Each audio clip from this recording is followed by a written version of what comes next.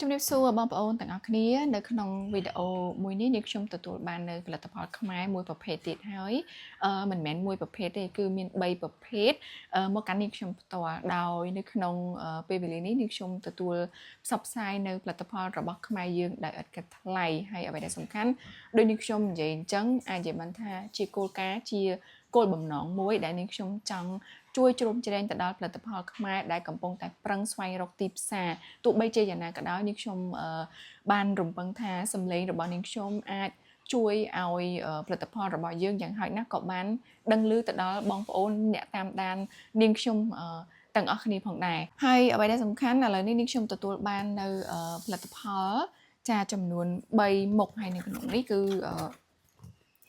មានដូចជាចាម្រេចម៉ត់សញ្ញារមាសអញ្ចឹងបងប្អូននឹងឲ្យថាផលិតផលគឺម្រេចនេះគឺមានដាំដុះនៅក្នុងប្រជាជាតិកម្ពុជាយើងអាចនិយាយបានថាជាផលិតផលដែលមានសក្តានុពលមួយដែលយើងនាំចេញទៅក្រៅស្រុកផងហើយក៏ដូចជាលក់ផ្គត់ផ្គង់នៅក្នុងទីផ្សារក្នុងស្រុករបស់យើងដូចគ្នាផ្ទាល់ផងដែរហើយសម្រាប់ម្រេចនេះគឺម្រេចម៉ត់សញ្ញារមាសចាគឺជាផលិតផលដែលមានគុណភាពខ្ពស់ហើយជាផលិតផលរបស់សិប្បកម្មផលិតគ្រឿងទេសចា BKSB ចាសិប្បកម្មកូនខ្មែរ 100% តែម្ដងគឺមានចាគឺមាននិមិត្តសញ្ញាហាឡាល់អីត្រឹមត្រូវតែម្ដងណាចាអាចនិយាយបានថាជាផលិតផលអត្តសញ្ញាណរបស់កម្ពុជាយើងមួយបន្តផងដែរហើយជាបន្តមកទៀតចាគឺមានដូចជាម្សៅស៊ុបសញ្ញារមាសចាអានេះគឺជាម្សៅស៊ុបសញ្ញារមាសដែលគេអាចចានៅក្នុងនោះគាត់អាចប្រើប្រាស់ដូចទៅនឹងម្សៅស៊ុបកន្លងមកដែលបងប្អូនតែងតែប្រើប្រាស់ចាទូទៅអញ្ចឹងគាត់ថាគីឡូវាមានគុណសម្បត្តិគុណប្រយោជន៍អីខ្ពស់អញ្ចឹងទៅក៏ជាផលិតផលចាម្សៅស៊ុបនេះគឺជាផលិតផលដែលផ្សំគ្រឿងដោយសិប្បកម្មចា BKSB ដូចគ្នាចាហើយក៏មាននិមិត្តសញ្ញាហាឡាល់ដូចគ្នាផងដែរចា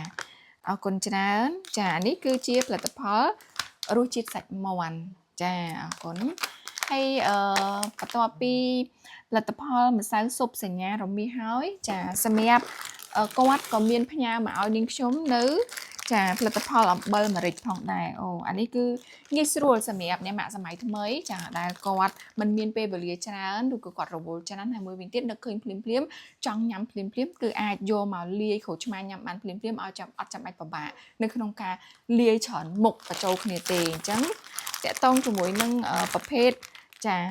ម្រេចនេះចាដោយសារតែមុននេះខ្ញុំហែកមើលហើយផងដែរអញ្ចឹង